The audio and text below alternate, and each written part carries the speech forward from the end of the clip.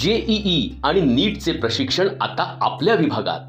IIT, NIT, IISER, AIIMS मधून उत्तीर्ण होऊन गेली अनेक वर्षे शिक्षण क्षेत्रात काम करत असलेले भारतातील सर्वोत्तम शिक्षक, ऑनलाईन तसेच ऑफलाईन बॅचची सुविधा, खात्रीशीर चांगला निकाल देणारी अभ्यासक्रमाची रचना आणि त्याला तंत्रज्ञानाची जोड देत रियल अकॅडमी घेऊन आली आहे सायन्स हायब्रिड प्रोग्राम।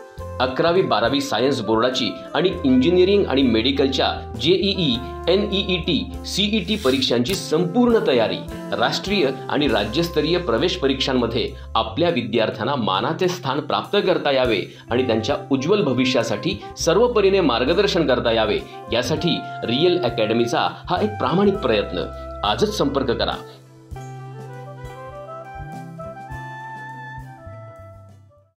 समाजातील सर्व क्षेत्रातील विषमता दूर करण्यासाठी कार्यपालिका, न्यायपालिका आणि विधिपालिका अशा यंत्रणांनी समन्वयाने काम करणे आवश्यक आहे।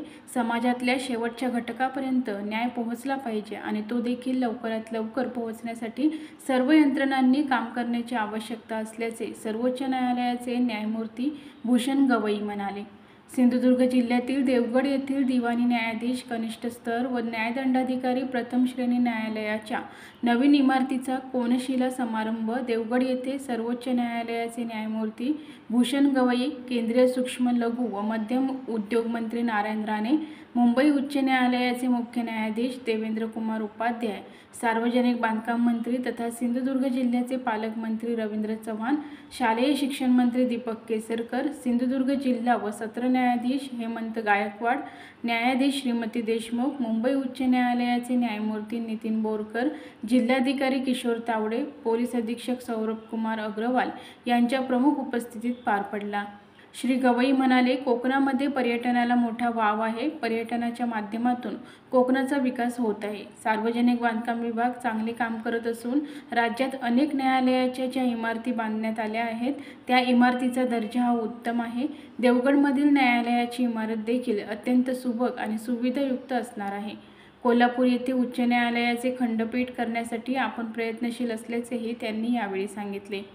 केंद्रीय मंत्री नारायण राणे म्हणाले, इमारतीच्या माध्यमातून देवगड तालुक्यातील नागरिकांना सर्व सुविधा मिळणार आहेत। पूर्वीची न्यायालयाची इमारत 1877 साली बांधण्यात आलेली होती। सिंधुदुर्ग जिल्ह्यातील इतर तालुक्यातील न्यायालयाच्या इमारती देखील लवकरच बांधण्यात येतील। प्रधानमंत्री नरेंद्र मोदी यांच्या संकल्पनेतून केंद्र शासन अनेक योजना राबवत आहे। आपला देश झपाट्याने विकास करत आहे। नागरिकांना आत्मनिर्भर बनविण्यासाठी केंद्र शासन अनेक योजना राबवित आहे। महिलांसाठी लक्षपती दीदी योजना महत्त्वाची ठरणार आहे। PM विश्वकर्मा या योजनेच्या माध्यमातून अनेक कारागिरांना स्वावलंबनाने जगण्याची संधी मिळणार आहे, असेही राणे म्हणाले। असे आणखी व्हिडिओ पाहण्यासाठी कोकण नाऊचं YouTube चॅनल सबस्क्राइब करा, बेल बटन दाबा, ताज्या घडामोडींसाठी लॉग इन करा kokannow.com।